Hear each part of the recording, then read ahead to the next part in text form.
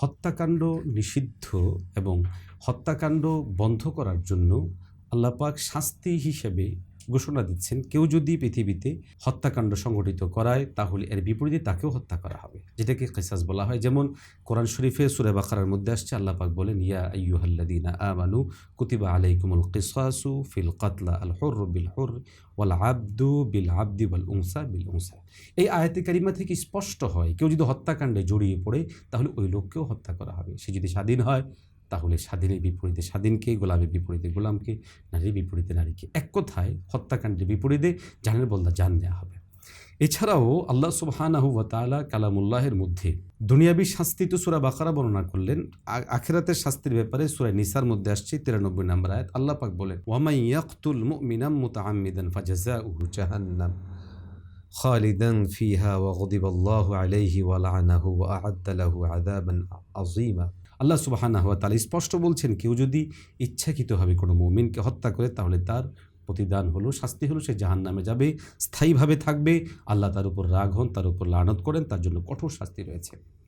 হত্যাকাণ্ডের ব্যাপারে নিরুৎসাহিত করার জন্য আল্লাহ সুবহানাহু ওয়া তাআলা কোরআন শরীফের সূরাতু মায়েদার 32 নম্বর আয়াতে বলেন, মান কাতালা নাফসান বিগাইরি নাফসিন আও ফাসাদিন ফিল আরদি ফাকাআন্নামা কাতালান নাসা জামিআ। আল্লাহ পাক বলেন, কেউ যদি অন্যায়ভাবে কোনো মানুষকে হত্যা করে অথবা যদি জমিনের মধ্যে ফাসাদ সৃষ্টি করার জন্য কোনো মানুষকে হত্যা করে, তাহলে সে কেমন যেন সারা পৃথিবীর সমস্ত মানুষকে সে হত্যা করে ফেলল। প্রিয় দর্শক, এই সমস্ত আয়াতে কারিমাগুলো থেকে আমরা স্পষ্ট উপলব্ধি করতে পারি যে হত্যাকাণ্ড এটা জাগতিকভাবেও শাস্তিযোগ্য অপরাধ, আখেরাতেও এর জন্য কঠিন শাস্তি রয়েছে। এবং কাউকে হত্যা করা, একজন মাত্র ব্যক্তিকে হত্যা করাকে সারা পৃথিবীর মানুষকে হত্যা করার সাথে তুলনা করার মাধ্যমে আল্লাহ সুবহানাহু ওয়া তাআলা হত্যাকাণ্ড কতটা ভয়ঙ্কর, ভয়াবহ, মারাত্মক অপরাধ, এই বিষয়টা আমার সামনে স্পষ্ট হয়ে গিয়েছে। আমরা যদি হাদিসে রসুলের দিকে তাকাই তাহলেও আমরা পাবো যে রাসূলুল্লাহ সাল্লাল্লাহু আলাইহি ওয়াসাল্লাম স্পষ্টতর তার হাদিসগুলোর মধ্যে বক্তব্যে মুখ নিশ্চিত বাণীতে স্পষ্ট করেই বলেছেন যে এই হত্যাকাণ্ড কতটা ভয়ঙ্কর ও ভয়াবহ। রাসূলুল্লাহ সাল্লাল্লাহু আলাইহি ওয়াসাল্লাম স্পষ্ট করে আমাদেরকে সতর্ক করেছেন, সাবধান, তোমরা কেউ যেন হত্যাকাণ্ডে জড়িয়ে পড়ো না। কারণ কেউ যদি পৃথিবীতে কারো রক্ত প্রবাহিত করে তাহলে কিয়ামত দিবসে সর্বপ্রথম তাকে এর জন্য জবাবদিহিতা করতে হবে।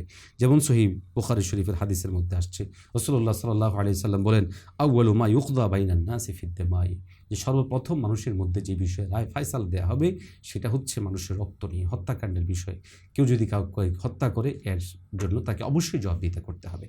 এছাড়াও আমরা যদি দেখি তাহলে দেখব হাদিস শরীফের মধ্যে আছে, রাসূল সাল্লাল্লাহু আলাইহি ওয়াসাল্লাম স্পষ্ট বলছেন, আল মুসলিমু মান সালিমাল মুসলিমুনা মিন লিসানিহি ওয়া ইয়াদিহি। আরে মুসলমান তো সে যার হাত এবং জবান থেকে অপর মুসলমান নিরাপদ থাকবে।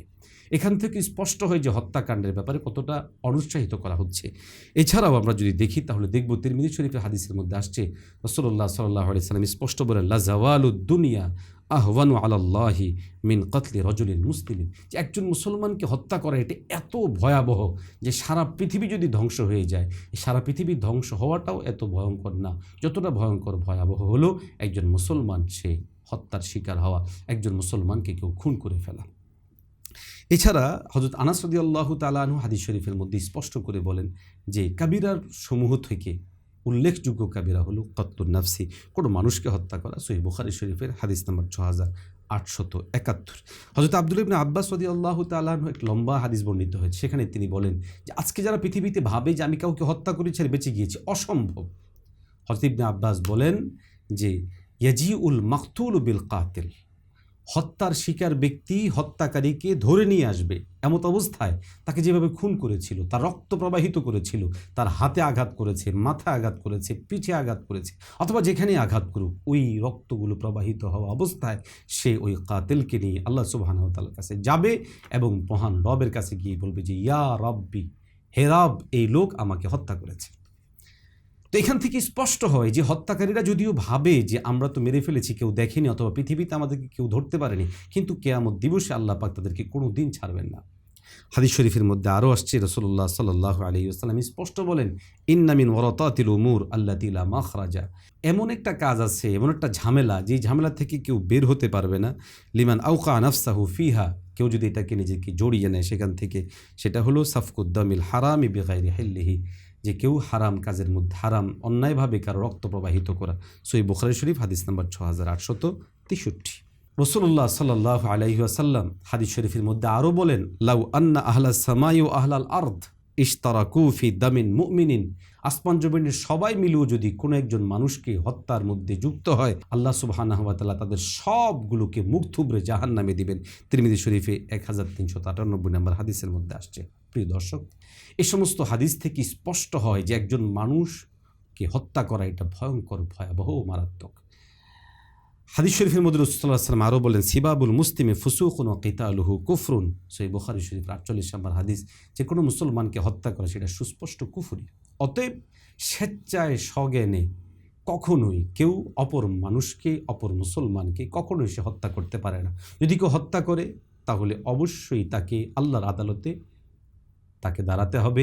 আল্লাহ পাক তাকে কখনোই ছাড় দিবেন না। আজকে পৃথিবীতে আমরা দেখি যে কখনো কখনো আমরা ব্যক্তিগত কারণে অথবা রাজনৈতিক কারণে অথবা আমাদের ভিন্ন কোনো কারণে আমরা এই ধরনের হত্যাকাণ্ডে জড়িয়ে পড়ি। আর এই জড়িয়ে পড়াটাকে নিজেদের জন্য কৃতিত্বের, ক্রেডিটের, বীরত্বের মনে করি। প্রশ্নই ওঠে না।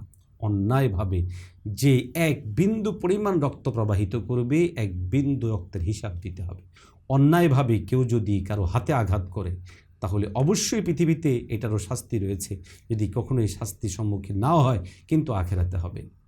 চোখের যদি কেউ আঘাত করে তাহলে তার বিনিময়ে তার চেয়েও দুনিয়াতেও শাস্তির সম্মুখীন হবে, আখেরাতে হবে। অতএব আমরা আমাদের ঈমানের হেফাজতের জন্য, মানব সভ্যতাকে রক্ষার জন্য কখনোই অন্যায়ভাবে কাউকে হত্যায় জড়াবো না। হত্যাকাণ্ড শরীর দৃষ্টিকোণ থেকে ভয়ঙ্কর, ভয়াবহ অপরাধ। হত্যাকাণ্ড এমন একটা অপরাধ যে অপরাধে একবার কেউ জড়িয়ে পড়লে তার দুনিয়াও শেষ হয়ে যাবে, আখেরাতও শেষ হয়ে যাবে। তাই আসুন আমরা হত্যাকাণ্ডের ব্যাপারে আমাদের অবস্থান মজবুত করি। আমরা অন্যায় কোনো হত্যাকাণ্ডকে সমর্থন করব না, এগুলোতে আমরা কখনোই জড়াবো না। আল্লাহ তাআলা আমাদেরকে তৌফিক দান করেন। আমিন। আসসালামু আলাইকুম ওয়া রাহমাতুল্লাহি ওয়া বারাকাতুহু।